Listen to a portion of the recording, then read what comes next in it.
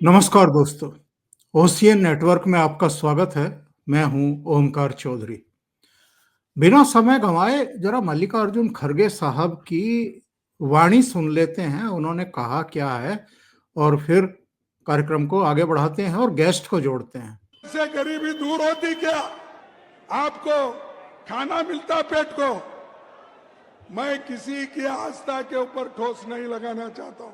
अगर किसी को दुख हुआ तो मैं माफी चाहता हूं, लेकिन आप बताइए, अरे जब बच्चा भूखा मर रहा है, बच्चा स्कूल में नहीं जा रहा है, मजदूरों को मजदूरी नहीं मिल रही है, जब ये है तो ये लोग जाकर हजारों रुपए खर्च करके कंपटीशन पे डुबकियां मार रहे। कंपटीशन में एक डुबकी मारता दूसरा, और जब तक वो टीवी में अच्छा नहीं आता तब तक डुबकी मारते रहते हैं। एक और वीडियो सुन लेते हैं, उसके बाद गेस्ट के पास जाते हैं। आदरणीय भक्तजनों, आप सबको मेरा प्रणाम।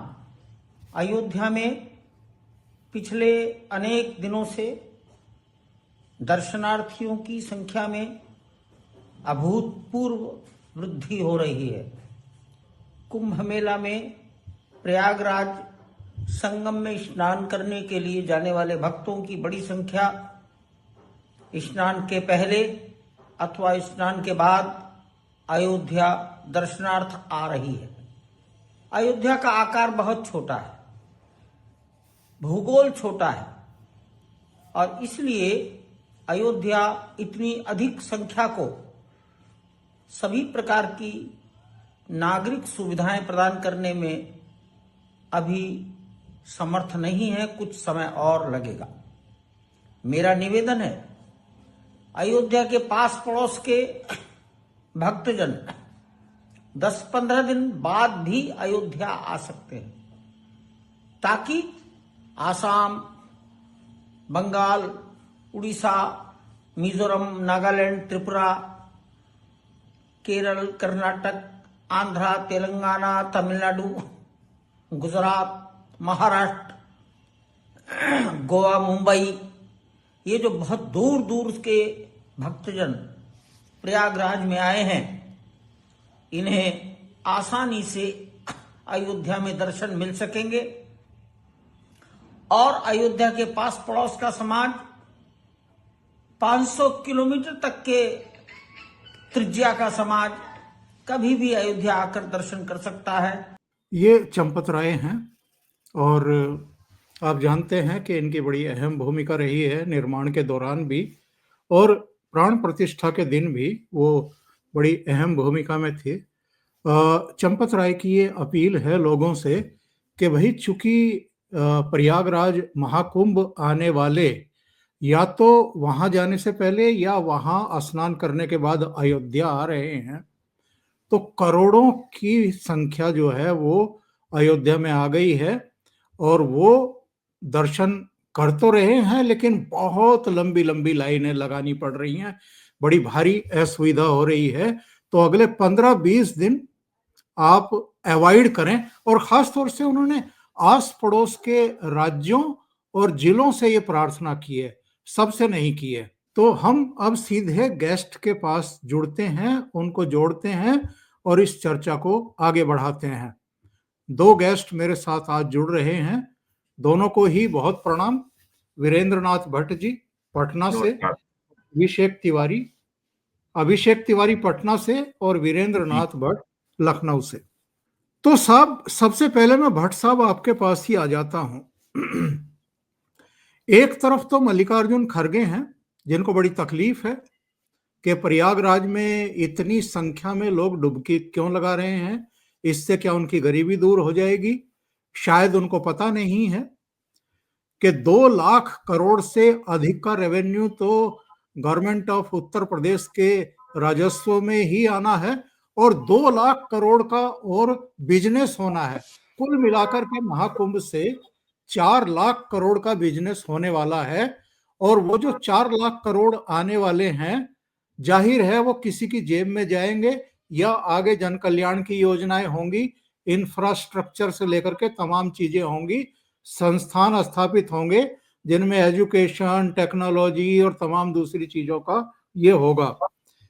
ये हिंदुत्व विरोधी विचारधारा कब तक प्रदर्शित करते रहेंगे? इसी से जुड़ा हुआ सवाल ये है कि अब तक करीब 14 करोड़ तो प्रयागराज में पहुंच चुके हैं, गंगा में डुबकी लगा चुके हैं, ज्यादा, और इतनी ही संख्या अयोध्या में प्राण प्रतिष्ठा के बाद अब तक पहुंच चुकी है दर्शनों के लिए। तो ये 28-30 करोड़ जनता पागल है या कांग्रेस पागल हो गई है? कांग्रेस तो ये अंग्रेजों की बनाई हुई पार्टी है। बहुत से लोगों को ये नहीं मालूम है, 1885 में जो अंग्रेज कलेक्टर था इटावा का, डिस्ट्रिक्ट मजिस्ट्रेट था, A.O. ह्यूम, उसने पार्टी बनाई थी। और मैं तो सारी संसदीय मर्यादाओं को किनारे करते हुए कहना चाहता हूं, ये आज भी अंग्रेजों की अवैध संतान है कांग्रेस। तो ये तो ना तो भारत को जानते हैं, ना भारत के समाज को जानते हैं, ना सभ्यता को जानते हैं, ना सनातन धर्म को जानते हैं। ये आज भी पूरा यूरोपीय सभ्यता के आधार पर चलने वाले लोग हैं। मैं इनको 2014 के चुनाव के समय नरेंद्र मोदी के चुनाव प्रचार के भाषणों की याद दिलाना चाहूंगा कि उत्तर प्रदेश में भारत में पर्यटन की अपार संभावनाएं हैं। उन्होंने तीर्थाटन का भी शब्द का उपयोग किया था। आज वो 10 साल बाद हमको सामने दिखाई पड़ रहा है। और खड़गे जी को इतना भी याद नहीं होगा कि तुर्कों, मुगलों और ये जो नरभक्षी आदमखोर जो तुर्क थे, जिनको यहाँ मुगल कहा जाता है, और उसके बाद अंग्रेजों ने जिस तरीके से भारत की जो सनातन आधारित जो अर्थव्यवस्था थी उसको जैसे नष्ट किया, गुरुकुलों को नष्ट किया, जो भारतीय समाज था, जो हमारी अर्थव्यवस्था थी, वो पूरी मंदिर के अराउंड ही घूमती थी। मंदिरों से ही पूरा समाज, पूरी अर्थव्यवस्था, सब कुछ चलता था। आज ये साबित हो गया है, केवल एक नए मंदिर का निर्माण अयोध्या और काशी में, केवल एक मंदिर का रेनोवेशन यानी काशी विश्वनाथ कॉरिडोर के निर्माण, और तीसरा प्रयागराज में महाकुंभ। इन 3 ही जो स्थानों से इतना जबरदस्त जो है तीर्थयात्रियों की संख्या उमड़ी है, और जिसको सरकार की भाषा में पर्यटक कहा जाता है। ये टूरिस्ट नहीं है, ये पिलग्रिम है, ये डिवोटी है। यूपी गवर्नमेंट भी बड़े अफसोस की बात है, वो उनको पिलग्रिम कहती है, टूरिस्ट कहती है। वो टूरिस्ट नहीं है, दे आर पिलग्रिम्स। तो इतनी बड़ी आबादी जो आ रही है 2000 और दिसंबर 2021 से लेके दिसंबर 2024 के बीच में अकेले काशी में 19 करोड़ से अधिक लोग आए। अयोध्या इनके में इनके इनके लिए संभवतः सही शब्द है तीर्थयात्री। तीर्थयात्री, वही मैंने कहा, they are pilgrims, they are तीर्थयात्री। अयोध्या में ये संख्या 12 करोड़ से ऊपर है। जनवरी 22, 2024 को प्रधानमंत्री ने यहाँ पे प्राण प्रतिष्ठा समारोह की अध्यक्षता की थी। तो ये हाल है करीब 11.5 महीनों का। और अब तक आप बता ही चुके हैं 14 करोड़ से ऊपर संख्या। ये कल संख्या 15 करोड़ से आगे जाएगी, 16 करोड़ तक भी जा सकती है। तो इससे जो सनातन अर्थव्यवस्था जिस तरीके से पुनर्जीवित हो रही है, पुनर्स्थापित हो रही है, ये इन लोगों को समझ में नहीं आ रहा है। और सबसे बड़ी बात यह है, जो कांग्रेस का और इंडिया अलायंस का और समाजवादी पार्टी का भारतीय समाज को जाति के आधार पर खंड खंड करने का जो सपना है, वो इस कुंभ से दूर दूसरित हो रहा है। वहां कोई किसी की जात नहीं पूछ रहा है कि तुम किस, या कोई ये भी नहीं पूछ रहा है कि तुम आसाम से आए हो, कि केरल से आए हो, कि तमिलनाडु से आए हो, या हरियाणा पंजाब से आए हो। कोई नहीं पूछ रहा है। तो जो वास्तविक प्राचीन सनातन समाज का जो स्वरूप दिखाई पड़ रहा है प्रयागराज में, काशी में और अयोध्या में, उससे जो इंडिया अलायंस जो है ये बेहद बेचैन हो उठा है। और 22 जनवरी को जिस तरीके से योगी आदित्यनाथ जी ने अपने समस्त मंत्रिपरिषद के 54 सदस्यों के साथ जो प्रयागराज में स्नान किया और एक दूसरे के ऊपर खूब पानी उछाला और जो है जो मस्ती की जाती वो की, तो उससे जो है अखिलेश यादव का जो पीडीए था, पिछड़ा दलित अल्पसंख्यक, उसका भी जो है योगी जी ने अस्थि विसर्जन कर दिया प्रयागराज के ही घाट पे। तो उससे भी वो बेचैन है, क्योंकि वो भी कह रहे थे कि भैया मुख्यमंत्री आवास के नीचे शिवलिंग दबा है। तो ये जो है जिसको आप लोग हिंदू राष्ट्र कहते हैं या हिंदुत्व कहते हैं, ये वास्तव में भारत का जो सभ्यता मूलक समाज है, वो उसका वास्तविक चेहरा अब सामने आ रहा है। इंडिया यूरोप की 1648 की वेस्टफैलिया ट्रीटी पे आधारित के आधार पर गठित देश नहीं है। यह एक सिविलाइजेशनल नेशन स्टेट है, सभ्यता मूलक राष्ट्र राज्य है। दूसरा चीन है, तीसरा ईरान था जिसको इस्लाम ने नष्ट कर दिया, चौथा इजिप्ट था जिसको इस्लाम ने नष्ट कर दिया, केवल और चाइना में को जो है मार्क्सवाद ने नष्ट कर दिया। अब चाइना में भी जो है प्राचीन सभ्यता को रिवाइव करने का प्रयास हो रहा है, लोग मंदिरों में वहां बड़ी संख्या में अब जा रहे हैं।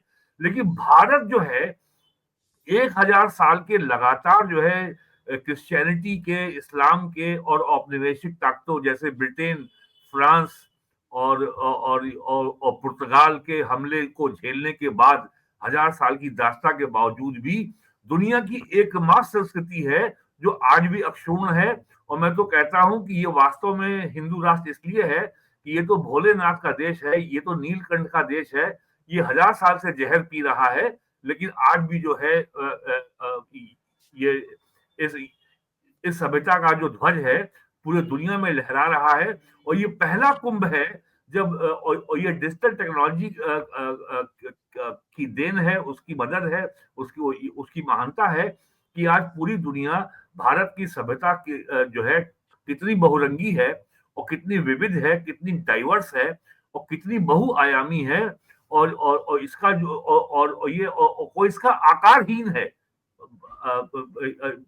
ये सही माने में अनंत है, सनातन है। ये दुनिया आज देख रही है, उनको समझ ही में नहीं आ रहा है। हमारे देश की आबादी 6 करोड़ है और यहाँ पे एक दिन में 1 करोड़ लोग नहा लेते हैं, ये उनके समझ ही में नहीं आ रहा है। और उनको दिखाई नहीं पड़ती, बस केवल जो है लोग आ रहे हैं, जा रहे हैं, कोई उनको टोकने वाला नहीं है, ना पुलिस किसी को मार रही है। लेकिन वीरेंद्र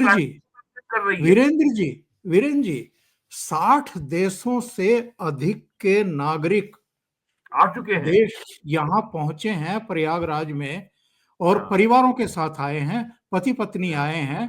और इटली का तो एक ग्रुप योगी आदित्यनाथ के सामने खड़ा होकर के जो है हमें संस्कृत के श्लोक में रामायण की चौपाइयां और तमाम दूसरे महामृत्युंजय मंत्र गाया, उन्होंने गायत्री मंत्र का पाठ किया, तो वो सब करते हुए दिखाई दे रहे हैं। और वो इतने आह्लादित हैं व्यवस्थाओं से, सफाई से, तमाम दूसरी चीजों से। ये सब चीजें कांग्रेस को दिखाई नहीं दे रही हैं। अभी अखिलेश को जो अब्राहमिक रिलीजन है, ये जो अब्राहमिक रिलीजन है, क्रिश्चियनिटी और इस्लाम, ये कितने छोटे हैं, इनकी दुनिया कितनी छोटी है, इनका मन कितना छोटा है। और इसमें स्पिरिचुअलिटी का, आध्यात्मिकता का कोई स्थान ही नहीं है।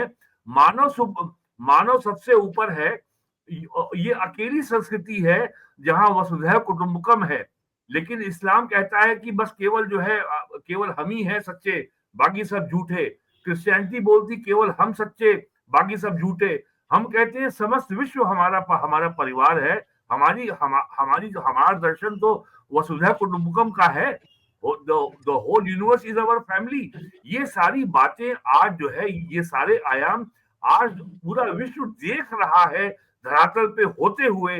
अगर जो प्रयागराज नहीं देख पाया तो वो काशी जाके देख ले, जो काशी में नहीं देख पाया वो अयोध्या जाके देख ले।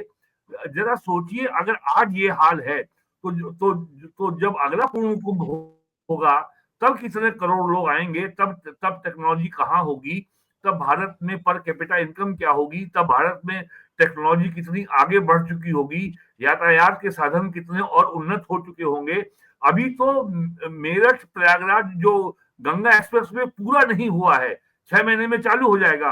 अगर ये भी पूरा हो गया होता तो जरा सोचिए प्रयागराज में जो तीर्थ यात्री आते उनकी संख्या कितनी होती।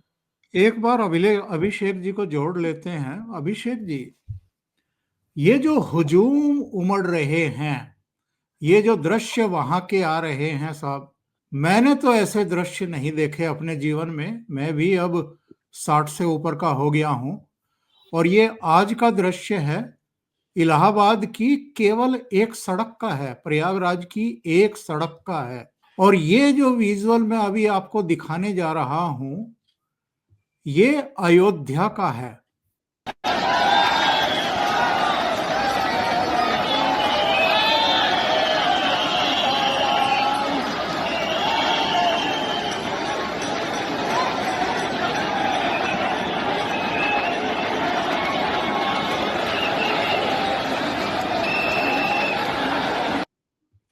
ये जो हर चुनाव के बाद हल्ला मचाते हैं, अरे ईवीएम हैक हो गई, ईवीएम हैक हो गई, इनको ये ईवीएम दिखाई नहीं देता है क्या? इस देश की यहाँ पे मौका है जनभावनाएं, कि वो जाति की जनगणना कर ले अयोध्या आकर के। देश की जनभावनाएं इनको समझ में नहीं आती हैं क्या? ओमकार सर, सबसे पहले तो आपको प्रणाम और वीरेंद्र भट्ट सर को प्रणाम, नमस्कार। आपके दर्शकों को भी प्रणाम। ऐसा नहीं है सर कि वो नहीं समझ रहे हैं। अखिलेश यादव भी समझ रहे हैं और राहुल गांधी और कांग्रेस और खड़गे भी समझ रहे हैं। उनकी प्रॉब्लम ये है कि वो ये कह रहे हैं, उफ, इतना बड़ा लूट का मौका निकल गया। इतना बड़ा ये जो महाकुंभ है, हमारे समय में आयोजित होता तो इस 10,000 करोड़ में से कम 7,000 करोड़ तो हम लूट ही सकते थे। हमने देखा, ऐसा नहीं है कि ओमकार सर हमने नहीं देखा, हमने कॉमनवेल्थ घोटाला देखा, हमने आदर्श सोसाइटी स्कैम देखा है, तो हमें पता है।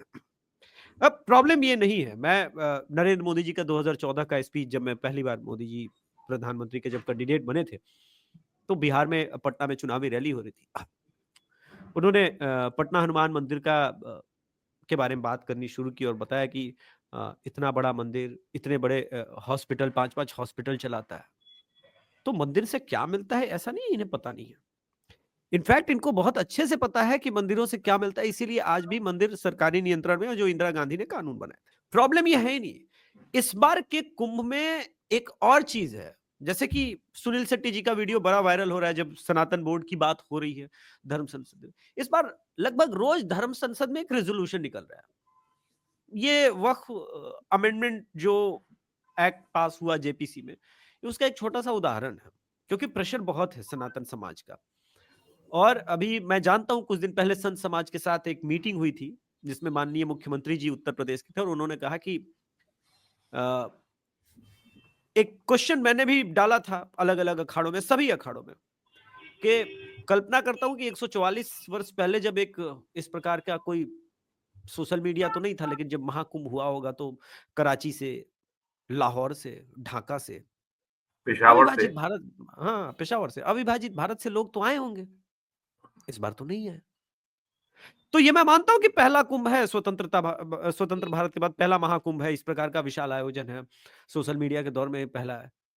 किंतु इस बात की गारंटी आप संत समाज के लोग ले सकते हैं कि ये आखिरी नहीं होगा, क्योंकि जो वर्तमान परिस्थिति है बंगाल में, केरल में, केरल देश में, के हाँ। विभिन्न हिस्सों में, तो मेरी एक चिंता थी, तो मैंने रिटर्न में ये सारा चीज दिया जितनी बार भी मैं वहां पे गया।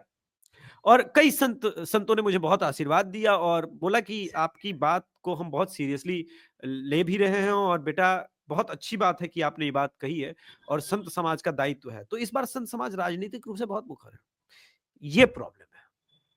इसीलिए अखिलेश यादव भागे भागे, उनका पूरा आईटी सेल देखिए, आप जिनको अभी जानते हैं ओमकार सर, आप देखिए जैकी यादव से लेके अनिल यादव, अचानक से सब पहुंच गए। ये 3 दिन पहले तक कुंभ को लगातार किस प्रकार से क्रिटिसाइज कर रहे थे। अब दूसरी तरह से वामपंथी मीडिया है, अब वो कह रहा है कि बाप रे बाप, सरकार का पूरा इंटायर इकोसिस्टम फेल हो गया, प्रशासन फेल हो गया, 20-20 किलोमीटर लोगों को चलना पड़ रहा है। इस पर मेरा एक वीडियो है, किन्नर अखाड़े की एक साध्वी जी ने बहुत अच्छी बात की कि देखिए कुंभ में जो 5 दिन हैं जो महत्वपूर्ण, जहां पे शाही स्नान होंगे, वहां पर भीड़ होगी। अगर आपको पैदल चलने में समस्या है तो आप मत आइए। आपको यह लगता है कि यहां पर मखमल बिछा रहेगा, यहां पर कुछ ये प्रॉब्लम नहीं होगा, कुंभ है, यहां पर सबको थोड़ा बहुत कष्ट होगा, किसी को अधिक होगा, क्योंकि अब इतना अधिक भीड़ है। अब 2014 में ही मोदी जी ने जब कहा था कि मैं मंदिरों का, अलग अलग मंदिरों का कायाकल्प करूंगा, और वो इन्हीं मंदिरों के पैसे से किया, तो उसके पीछे का उनका एक मकसद था कि जो विश्व गुरु भारत जब भी था, तो उसका कारण था कि पहले भी तीर्थाटन से, मंदिरों से बहुत अकूत धन निकलता था। कांग्रेस ने इस पूरे अकूत धन के ऊपर कुंडली मार के कब्जा किया। मोदी जी ने कहा कि इसको थोड़ा सा बदल देते हैं। इस प्रकार के जो आयोजन है, उसमें आप सोचिए कि 2 लाख करोड़ का तो सिर्फ टैक्स रेवेन्यू जा रहा है, लेकिन कोई ये गिन नहीं रहा है कि अभिषेक तिवारी जब बिहार से गया होगा तो पेट्रोल के पैसे, फूड खर्च, लॉजिस्टिक, ये सब कुछ है उसमें। जो जनरेशन है, ये जो पूरा इको इकोनॉमिक सिस्टम है जिसने सबको पैसे बनाया। अच्छा, वहां पर जाइए, जो अभी सर ने कहा कि जातीय जनगणना करने का सुनहरा अवसर है, वो जानते हैं कि ये वो गलत टाइम है। आपने देखा होगा कई संत चिमटा लेके दौड़ा रहे हैं, तो मैं दावे के साथ कह सकता हूं कि वहां जातीय जनगणना की बात कीजिए का नागा नागा साधु के पास, तो उनके हाथ में छड़ी, चिमटा, त्रिशूल वगैरह बहुत कुछ होता है, तो उससे सांस्कृतिक रूप से समझाएंगे। अब आता हूं क्यों कहा खड़गे ने, आप क्या सुनना चाहते हैं? वो यही बात वो हज के लिए कह सकता है, वो जानता है कि नहीं कह रहा। देखिए, जिसकी रोटी हम खाएंगे उसका गुण तो गाना पड़ता है। जिसके परिवार, योगी जी ने बहुत अच्छा है भाई, जिसके परिवार के साथ रजाकारों ने वो आप किया। अपनी बात कंटिन्यू रखिएगा, मैं एक ट्वीट दिखा देता हूं खरगे के जवाब में। ये जी ट्वीट है साहब, दिलीप मंडल का। उन्होंने लिखा है कि भारत की गरीबी दूर करते हुए राहुल गांधी। अब हाँ ठीक है खरगे जी, टोपी लगाई हुई है गोल, हाँ। हरा कपड़ा एक गले में डाला हुआ है और किसी मजार पर हैं, संभवतः अजमेर में है। नहीं नहीं, तो मैं यहाँ यहाँ तो गरीबी दूर हो रही है, इसका मतलब खरगे जी मैं की इस पॉइंट दृष्टि पे आ रहा में। हूं सर, मैं आयोजन के ही पॉइंट हाँ, पे आ रहा हूं। मैंने नोट किया आपके इस प्रश्न के लिए आंसर, इसलिए मैं बार बार बीच बीच में नीचे भी देख रहा हूं। कर्नाटका में टीपू सुल्तान जयंती खूब मनाई जाती है, कांग्रेस सरकार जब भी आती है। अब मुझे ये कोई बताए, खड़गे जी तो वहीं के हैं, उनके बेटे तो वहां मंत्री भी हैं, मतलब खाने को मिल रहा था क्या? यहां तो खाने को मिल रहा है, अडानी का, हाँ, भंडारे अंबानी चल रहे का, हैं 24 घंटे। सुधा मूर्ति जी का, अलग अलग। मैं दावे के साथ कहता हूं कि कुंभ में जितना पर्याप्त भोजन है, वहां 45 दिन कोई भी भूखा नहीं रह सकता। आप 3 और टाइम अडानी वहां का भी भंडारा लगा हुआ अडानी है। का भी चल रहा है, अडानी अडानी का का भी भी चल चल रहा रहा है। नहीं, वो है। तो यस। एक अलग, देखिए वो तो एक अलग बर्नौल मोमेंट है, वो एक अलग बर्नौल है। एक साथ सर इतने जगह पे बदन जला हुआ है, तो हर जगह पे जख्म को खरोदेंगे तो फिर वो बिलबिला उठेगा। एक एक करके हम बात करेंगे। और मैं पूछना चाहता हूं कि क्या आप ये कह सकते हैं कि तुम 1000 रुपए लगा के पीवीआर में फिल्म क्यों देखने जाते हो? भाई मेरी आस्था है, मुझे अपने अंतरात्मा को, मुझे अनुभूति, आनंद की अनुभूति मिलती है गंगा नहाने से। तुमको कोई समस्या है तो क्यों है? अब इस बात, अच्छा किया ये सब बोला। देखिए क्या है, आज ही राहुल गांधी की एंट्री हुई है दिल्ली इलेक्शन में भी। देखिए ऐसे ही बीजेपी में मानता हूं कि चुनाव नहीं जीतती। ये जो आपने पूछा था मुझसे प्रश्न ईवीएम वाला, ये खुद ईवीएम में बीजेपी का बटन दबवाने को विवश कर देते हैं। So I really love these fellow, खड़गे हो गए, राहुल गांधी। मैं मानता हूं कि ये लोग हमारे लिए एसेट है, मैं क्रिटिसाइज नहीं करता। बोलो, जितना बोलना है बोलो, ताकि इस देश की जनता को पता तो चले कि कांग्रेस का ये चेहरा है जिसके बारे में वीरेंद्र भट्ट सर बता रहे थे। मेरा कंसर्न एक और है सर, आप कल्पना कीजिए कि किसी का थिंक टैंक कितना बर्बाद हो चुका है कि उसे इस बात का बिल्कुल एहसास नहीं है कि भाई वो मान के बैठा है कि हाँ अब हिंदू हमको वोट नहीं देंगे। प्रॉब्लम ये नहीं है, अब वो समझ गए कि हाँ इस देश का 45-50 करोड़ हिंदू अब मुझे वोट नहीं देगा। ये मेन प्रॉब्लम है। तो अब वो फ्रस्ट्रेट हो गए हैं। लेकिन अखिलेश यादव को पता है कि अभी भी नहीं नहीं, ये वाला पंगा नहीं कर सकते हम। इसलिए अखिलेश यादव गए, लंगर में सब्जी भी बनाने लग गए। जब मैं था वहीं पे तो यथार्थ गीता कैंप में भी अखिलेश यादव गए हुए थे। फिर पूरी उनकी आईटी सेल आरक्षण आरक्षण चिल्लाए जा रही थी और वो पहुंच गए उनके ही दरवाजे पे, अभिमुक्तेश्वर आनंद जी के दरवाजे में। अब भाजपा वाले क्लिप काट के चला रहे हैं कि देखो यार ये आरक्षण विरोधी आदमी निकला यार, ये तो राहुल गांधी, अखिलेश यादव। सो आई बिलीव कि खड़गे जी का बयान वेल कैलकुलेटेड है, बहुत बढ़िया है, और इस प्रकार के वो बयान देते रहे, मैं बिल्कुल उनको नहीं रोकूंगा। हाँ ये जरूर हो सकता है कि अब कोई सड़क पर चलता फिरता कोई वैसे भी ईरान से, अमेरिका से, हर जगह से तो चप्पल चलने की नेताओं के ऊपर शुरुआत होगी, और भारत में तो मुहिम केजरीवाल इसके मतलब ब्रांड एम्बेसडर है। तो ये सारी चीजें भी होंगी, आपको मैं बताऊं, क्योंकि आप जितना प्रवोक कर रहे हैं, सनातन धर्म बहुत तेजी के साथ सनातनी जग रहे हैं। आपको कुंभ में एक से एक एकदम भयंकर स्टेटमेंट देने वाले इस बार आपको सनातनी संत और नागा बाबा मिले हैं। उसका प्रभाव यह है कि सनातन बोर्ड ही नहीं आ रहा है, यूसीसी ही नहीं आ रहा है। एक और बात बताऊं कि मंदिर से इस बार रेजोल्यूशन पास होने वाला है, और मेरे ख्याल से वो अभी पूर्णिमा आने वाला है, माघी पूर्णिमा, उस दिन ये, उससे पहले वो पास हो जाएगा संतों की मीटिंग में, कि मंदिर अधिग्रहण जो पूरे देश में कुंडली मार के लोग बैठे हैं उनको मुक्त कराया जाए, एक बॉडी बनाई जाए, और नहीं तो आंदोलन करेंगे। और सबसे बड़ी मिर्ची ये लगने वाली है कि संत समाज योगी आदित्यनाथ जी को आशीर्वाद देने वाला है। तो ये सब का इफेक्ट है सर जी। बिल्कुल सही बात आप कह रहे हैं अभिषेक जी। कुछ संपर्क कटा हमारा। वीरेंद्र नाथ भट्ट जी से। उम्मीद करते हैं लाइट गई होगी और वो तुरंत जुड़ेंगे। लेकिन ये अगले प्रश्न पर आते हैं, आ गए हैं वो भी। उन्हीं के साथ चर्चा को आगे बढ़ाएंगे। जी जी जी वीरेंद्र जी, जी तो अगला सवाल मैं आपसे ही कर लेता हूं, आप जुड़ गए हैं। दो विजुअल दिखाता हूं साहब। एक तो है ये दिग्विजय सिंह का। ये दिग्विजय सिंह क्या कह रहे हैं, क्या कर रहे हैं, जरा एक बार इसको देख लेते हैं। जय बापू, ये जय भीम है और ये जय संविधान है जो मेरे दिल में बसा हुआ है। धन्यवाद। ये कांग्रेसी बहरूपिये क्यों बनने लगे हैं? इनको मैं खाली ये इतना बता ये दूं जी कि जी, मैं पूछ लेता हूँ। 1953 में राज्यसभा में डॉक्टर अंबेडकर ने कहा था। वीरेंद्र जी, एक बार मेरा सवाल पूरा हो जाए। जी जी जी जी मैं ये कह रहा हूं कि नेहरू ने जो अंबेडकर के साथ किया, उसकी धज्जियां तो प्रधानमंत्री नरेंद्र मोदी ने लोकसभा में और अमित शाह ने राज्यसभा में उड़ाई। उसके बाद से ये जय भीम के नारे लगा रहे हैं। ये नेहरू के तथाकथित योगदान को भूल चुके, ये इंदिरा गांधी को भी भूल चुके, ये राजीव गांधी के कंप्यूटर युग को भी भूल चुके। अब इनको अंबेडकर याद आ रहे हैं, जिन्होंने इन लोगों ने जिन्हें कभी भारत रत्न भी देना मुनासिब नहीं समझा, उनके स्मारक भी स्थापित करने के बारे में कभी गंभीरता से विचार नहीं किया। और इनकी मऊ में रैली थी, जरा वहां कटआउट देखिए किस किस के लगे हुए हैं।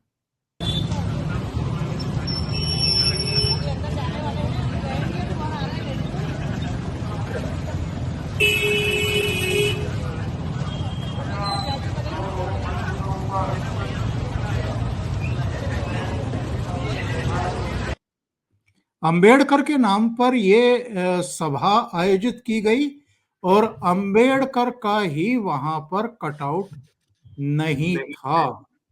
मैं ये कहना चाहता हूं कि ये जो प्रचार किया जाता है, अब तो सभी पार्टियां कर रही हैं कि बाबा साहब का संविधान, डॉक्टर अंबेडकर ने अपने जीवन काल में कभी ऐसा दावा नहीं किया। 1953 में राज्यसभा के मेंबर के रूप में, और ये कार्रवाई में दर्ज है, कोई भी जाके देख सकता है, उन्होंने कहा था कि मेरा बस चले तो मैं संविधान को जला दूं। और उन्होंने ये भी कहा कि मुझे हैक कर लिया गया था, मुझसे वो सब करवा लिया गया जो मैं करना नहीं चाहता था। प्रोफेसर आनंद टेलटुंबडे की अभी ये हाल में किताब आई है, जो Tata institute of social sciences में मुंबई में प्रोफेसर हैं, वो कोई भी पढ़ सकता है।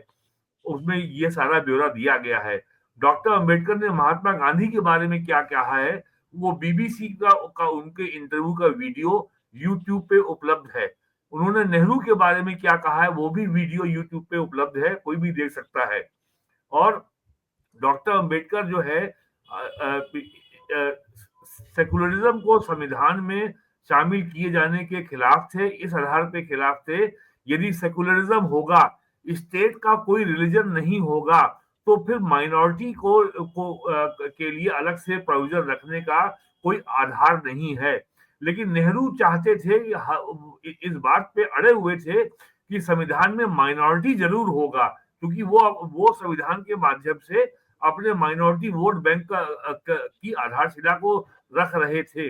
इसीलिए 1950 में संविधान के में सेकुलरिज्म शब्द नहीं जोड़ा गया, जो कि 1975 में इमरजेंसी में, आपातकाल में, जब समस्त विपक्ष के सांसद और नेता जेल में थे, तब इंदिरा गांधी ने उसको बैकडोर से संविधान के प्रियम्बल में प्रारूप में शामिल कर लिया। ये है कांग्रेस की असलियत। और 1990 में बहुजन समाज पार्टी का जब उभार यूपी में हुआ, उसके बाद डॉक्टर अंबेडकर की फोटो को इन्होंने अपनी होर्डिंग्स में लगाना शुरू किया। उसके पहले तक ये कभी इन्होंने डॉक्टर अंबेडकर का नाम भी नहीं लिया था। और 1989 में 89 में जब वीपी सिंह चीफ मिनिस्टर बने हैं, तब डॉक्टर अंबेडकर की जो है लाइफ साइज की, वो लोकसभा के या संसद भवन के सेंट्रल हॉल में लगाई गई और उसी साल उनको भारत रत्न का पुरस्कार दिया गया। नेहरू ने, इंदिरा गांधी ने, राजीव गांधी ने अपने जीवन काल में ही ये पुरस्कार स्वयं को दे दिया था। तब उन्हें डॉक्टर अम्बेडकर याद नहीं आए थे, आज उनको अम्बेडकर याद आ रहे हैं। तो कांग्रेस का ये और जो लोहिया कहते थे, ये कांग्रेस जो है ये अंग्रेजों की मानस पुत्र है, अंग्रेज जैसी है, वो बात आज स्वयं सामने आ रही है कि ये सब लॉर्ड मैकाले की संतानें हैं और कैसे ये रंग बदल रहे हैं ये। और अब उनके गले में मफलर जय भीम हो गया और एक बाइबल नुमा किताब ली है और वो संविधान हो गया। अरे आपकी इसके प्रति निष्ठा क्या है? आपने तो इमरजेंसी में आपने इतना बड़ा एक साथ संशोधन किया था कि आपने लगभग नया संविधान ही बना दिया था। तो ये जो है और किस तरीके से डॉक्टर अम्बेडकर को नेहरू कभी संविधान सभा में शामिल करने को तैयार नहीं थे। किस तरीके से 1952 में बंबई में लोकसभा का चुनाव डॉक्टर अम्बेडकर को नेहरू ने हरवाया स्वयं पूरी ताकत लगा करके, और फिर किस तरीके से अन्य दलों के सहयोग से वो राज्यसभा पहुंचे। ये सारी बातें इतिहास में दर्ज है। इसके लिए किसी एएसआई के एक्सकवेशन की या उत्खनन की आवश्यकता नहीं है, किसी कार्बन डेटिंग की आवश्यकता नहीं है, किसी ग्राउंड पेनिट्रेटिंग राडार की आवश्यकता नहीं है। ये सारी बातें संसद की लाइब्रेरी में उपलब्ध है या इवन इंटरनेट के सर्च इंजन पे उपलब्ध है। तो कांग्रेस को ये मालूम है कि केवल जो उसका एजेंडा है कि समाज को बांटो, एक टुकड़ा अपने साथ रखो और इस्लामी जिहाद को जो है पालो पोसो और इसको जो है खाद पानी दो, एक मुसलमानों का वोट लो और बाकी 2-4 हिंदुओं को आपस में लड़ा के उनको ले आओ और विनिंग कॉम्बिनेशन अपना बनाओ। यही राजनीति यहाँ यूपी में समाजवादी पार्टी की है, यही राजनीति जो है बिहार में लालू यादव की है, यही राजनीति ममता बनर्जी की है, वो चल रही है। लेकिन ये जो कुंभ में जो आ गया है, ये इतना बड़ा स्वर्णिम अवसर था जाति जनगणना करने का कि ये राहुल गांधी, अखिलेश यादव ये मौका चूक गए। अभी भी समय है, कल भी कर सकते हैं, अभी भी अयोध्या आगे कर सकते हैं। तो ये और अब जो है जो आयोजन अब तक जो योगी जी मोदी जी कर चुके हैं, इनसे लड़ने का और इन जैसी राष्ट्र विरोधी समाज विरोधी ताकतों को ठिकाने लगाने का एक ही तरीका है कि आप बड़ी लकीर खींच दीजिए, और बड़ी लकीर खींचने का काम हो रहा है। यूनिफॉर्म सिविल कोड लागू हो गया है उत्तराखंड में और वक्फ अमेंडमेंट बिल ने जेपीसी में पहली बाधा पार कर ली है। एनडीए के सारे सांसद एक हैं, जो इनको जो बहुत उम्मीद थी कि चंद्रबाबू नायडू और नीतीश कुमार जो है ये साथ नहीं देंगे। हालांकि जो जमात उलेमा हिंद का जो नेता है देवबंद का जिहादी वो अरशद मदनी, उसने बहुत कोशिश की, पटना में जाके मीटिंग की, उसने हैदराबाद में जाके मीटिंग की और उसने बार बार बयान दिए, इंटरव्यू दिए कि टीडीपी को ये नहीं भूलना चाहिए कि उसको मुसलमानों का वोट मिलता है। असली बात ये है कि ये जो आपका वक्फ बिल है और ये जो यूनिफॉर्म सिविल कोड है, जो बात कोई नहीं कहता, जिस संविधान को हम लोग कहते हैं कि सेकुलर है, वास्तव में ये दोनों कानून यूनिफॉर्म सिविल कोड और वक्फ बिल ये फतवाए आलमगीरी को संविधान से निकाल रहे हैं। फतवाए आलमगीरी भारत को इस्लामी के लिए औरंगजेब ने जो फतवा जारी किया था, ये उसी का ही हिस्सा है, वक्फ कानून और आपका ये कि और मुस्लिम पर्सनल लॉ। तो अब जो है फतवा आलमगीरी की विदाई हो रही है, ये चिंता है इनकी और मुसलमानों में अशराफिया की, अपर कास्ट की, शेख सैयद तुर्क पठान की ये चिंता है कि अब उनका जो एक अधिकार बना हुआ था मुसलमानों के ऊपर, इस्लाम के नाम पर डरा के रखते थे, अब ये काम मुश्किल हो जाएगा। वीरेन जी, अंतिम चरण में पहुंचते हैं कार्यक्रम के। संभवतः 9:30 बजे अभिषेक जी का भी प्रोग्राम होता है, तो मैं कुछ चित्र दिखाता हूं साहब। ये राजनाथ सिंह साहब की डुबकी थी, ये योगी आदित्यनाथ की अपने पूरे मंत्रिमंडल के साथ डुबकी थी। बहुत विधि विधान के साथ उन्होंने गंगा मैया की पूजा भी की है। ये अमित शाह साहब की साधु संतों के साथ और बड़े संतों के साथ, बड़े नामों के साथ डुबकी थी, और ये परिवार के साथ उनका गंगा के तट पर पूजन था। अभी इनके महामंडलेश्वर आने वाले हैं 5 फरवरी को प्रधानमंत्री नरेंद्र मोदी। हाँ, मोदी जी भी आने वाले हैं। अभी तो अभी तो केवल 3 की ही मैंने दिखाई है। इनको भी पता है कि 5 फरवरी को मतदान भी है दिल्ली में और 5 फरवरी को उनका गंगा स्नान भी है। और जब प्रधानमंत्री कहीं पहुँचते हैं, इस तरह के अनुष्ठानों में पहुँचते हैं, इस तरह के गंगा किनारे के प्रोग्राम में पहुँचते हैं, तो ज़ाहिर है सारे चैनल, सभी भाषाओं के चैनल उसको लाइव दिखाते हैं। तो असली पीड़ा क्या अभिषेक जी ये है इन लोगों की? सर आप एक चीज मिस कर गए, आपसे पहले ही अजीत अंजुम ने इस पे शो किया, बोला बाप रे बाप, दिल्ली चुनाव वोटिंग हो रहा होगा और मोदी जी वहां जा रहे हैं। अब आप सोचिए कि इस देश में पत्रकारिता का ये स्तर गिर गया है कि लोग किसी को कुंभ नहाते हुए भी देख ले रहे हैं किसी दिन, तो कह रहे हैं बाप रे बाप, इसी दिन क्यों नहाना है?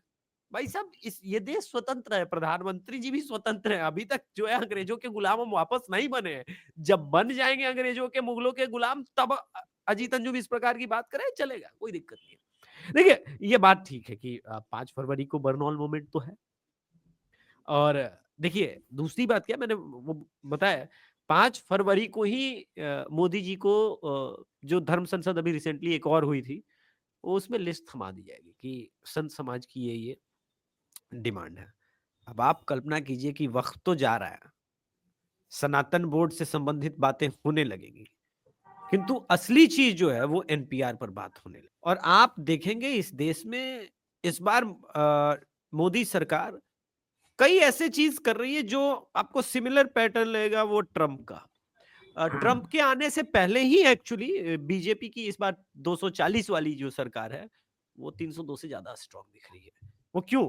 आप देखिए रोहिंग्या या बांग्लादेशियों को जिस प्रकार से दिल्ली में आइडेंटिफाई किया जा रहा है, बिहार में नेपाल बॉर्डर जो उत्तर प्रदेश का लग रहा है, आज महाराष्ट्र में किया जा रहा है। महाराष्ट्र में किया जा रहा है। आज एक और बड़ी चीज हुई है कि मध्य प्रदेश के चीफ मिनिस्टर साहब ने कहा है कि भाई साहब आइडेंटिफाई किया जाए और एट द सेम टाइम वक्त की जो प्रॉपर्टी है जो सरकारी कैप्चर किया उसको आइडेंटिफाई किया जाए, विल पनिश वक्फ बोर्ड। तो मोहन यादव जी ने, हरियाणा के नायब सिंह सैनी जी ने पहले ही बोला कि identify each and every Rohingya and Bangladeshi. So ये जो प्रोसेस है, आप बेकार में मैक्सिकन के लिए पूरा लेफ्ट मीडिया रो रहा है, यहां प्रोसेस ऑलरेडी शुरू हो गया है और ये कार्यवाही आपको बहुत ठोस होती हुई नजर आएगी आने वाले समय में। तो अभी हार्ट ब्रेक मोमेंट तो कई आने हैं, बट लेट मी से एक चीज बहुत आराम से मुझे अच्छा लग रहा है कि मैं इन लोगों को रोते हुए देखूं, और मैं कभी कभी इसलिए भी प्रसन्न होता हूं ना सर कि सामने वाला मेरी प्रसन्नता को देख के दुखी हो जाता है। और एंड आई ये अभी केवल भारत और अमेरिका में नहीं, आप यूरोप में भी देखेंगे। ये यूरोप में भी देखेंगे आप। पूरी दुनिया इन लोगों के, ये जो नया गठजोड़ है जिसके बारे में मैं हमेशा बात करता हूं कि ये रेडिकल लेफ्ट, वैसे तो लेफ्ट रेडिकल ही होते हैं मतलब, लेकिन उसमें भी एकदम हार्डकोर जो घाव, जिसको कि जिहादी और लेफ्ट एक ही होते हैं, अलग अलग थोड़ी होते हैं। नहीं उसमें क्या है ना कि एक मार्क्सिस्ट विचार धारक वाला जो ये होता है ना खतरनाक, जो खुद नहीं पढ़ेगा फड़वाएगा, जो हाफिज सईद टाइप का होता है, वो इन दोनों का नया जो अलायंस हुआ है ना पूरी दुनिया में, वो बहुत बेचैन है। वो एलन मस्क को भी गाली देता है, वो अडानी को भी गाली देता है। उसको समझ में आ गया है कि ये दुनिया जो है ना वो उनकी थॉट प्रोसेस से अलग है। इन्होंने सिर्फ मुसलमानों से इसलिए अलायंस किया है क्योंकि ये 4% वाले लोग जानते थे कि हम नहीं लड़ पाएंगे, लेकिन इनके पास जो है ना फौज है, इस फौज का इस प्रयोग हम करेंगे। अब ये दर्द में जो है ना उबाल आ रहा है, अब ये बॉइलिंग पॉइंट पे पहुंच गया है। तो बॉइलिंग पॉइंट पे कोई भी चीज होता है तो वेपराइज होता है, ये बात लोग नहीं समझ रहे। तो देखिए ना आप जो अपने आप को तुर्रम खान, लालू प्रसाद यादव के जमाने में लोग, रेल मंत्री इंटरव्यू होता था, लाइन में शेड्यूल देखता था चैनल, आज तक पे आ रहे हैं 7:30 में, एबीपी न्यूज पे आ रहे हैं 8 बजे टाइम में, एक साथ आ रहे हैं। वो सारे जो इनके दलाल लोग थे ना वो सब यूट्यूबर बने, सब के सब। तो ये जो परेशानी है वो अभी जारी रहेगी, बदस्तूर जारी। अभी तो इनको देखना है, मैं ये नहीं कह रहा हूं, अभी तो इनको विश्वगुरु वास्तव में बनते देखना है। इकोनॉमी का ये जो बूस्ट और तूफान आने वाला है, ये तो सिर्फ दिख रहा है। मुझे याद है बराक हुसैन ओबामा जब आए थे उनके शासनकाल में, सॉरी जॉर्ज डब्ल्यू बुश आए हुए थे मनमोहन के शासनकाल में, तो सबसे पहले कहां गए थे? ताजमहल गए थे, लाल किला देखने गए थे। आज जो पूरी दुनिया के लोग आ रहे हैं, रिकी मार्टिन आया हुआ है, इतना बड़ा सिंगर महाकुंभ में डुबकी लगा रहा है। सुधा मूर्ति से लेकर के पूरी दुनिया भर के लोग, स्टीव जॉब्स से लेकर के सब आ रहे हैं, डुबकी लगा रहे। तो ये जो व्यथा है, आप सोचिए सर, कितना छाती पे सांप लौट रहा होगा, इसमें कितने करोड़ का स्कैम हो सकता था। और दूसरी बात जो मैं एक मिस कर गया था पहला क्वेश्चन में, sir Congress was not prepared for third term, कि वो तीसरे टर्म में जो है ना सत्ता से बाहर रखे। वो मैक्सिमम 5 साल के लिए प्रिपेयर थे, सोचा था 5 साल बाद जोड़ तोड़ के हम सरकार बना लेंगे। तो 10 साल बाद तो उनको पूरा ये था कि भाई किसी प्रकार से हम आ जाएंगे। पूरा entire Congress lobby, thought process, उनका थिंक टैंक, ये 15 वर्षों के लिए प्रिपेयर नहीं था। अब उनको ये दिख रहा है कि 15 वर्ष तो मजाक था, अगले भी 5 साल आने का कोई संभावना लिख रहा है। और कमाल की बात है कि मोदी आ रहा है। रात भर नींद नहीं आती सर, रात भर नींद नहीं आती इनको। इस पर एक गजल के लाइन के साथ समाप्त कर दूंगा मैं अपना। जी हाँ, बिल्कुल बिल्कुल। कि दर्द जब तेरी अता है तो गिला किससे करें, दर्द जब तेरी अता है तो गिला किससे करें। लेकिन ये दर्शकों के साथ अन्याय है, क्योंकि आप बहुत सुरीले हैं और गाते भी हैं, तो गा करके सुनाइए। दर्द जब तेरी अता है तो गिला किससे करे, हिज्र जब तूने दिया है तो मिला किससे करे। तो अब यही बात है सर कि कहाँ से इतना दर्द है। अब तो कैलेंडर तक कैलेंडर बदल गया है सर, किससे मिले सर, कहाँ जाए, कहाँ सुनाए सर, वो दिक्कत है सर। बहुत बहुत धन्यवाद अभिषेक तिवारी जी और वीरेंद्र नाथ भट्ट जी, आप दोनों ने इतना समय निकाला ओशियन नेटवर्क के लिए और बहुत ही महत्वपूर्ण मुद्दों पर चर्चा की। Thank you so much. Thank you sir, प्रणाम सर, धीरेन्द्र सर, प्रणाम सर, नमस्कार।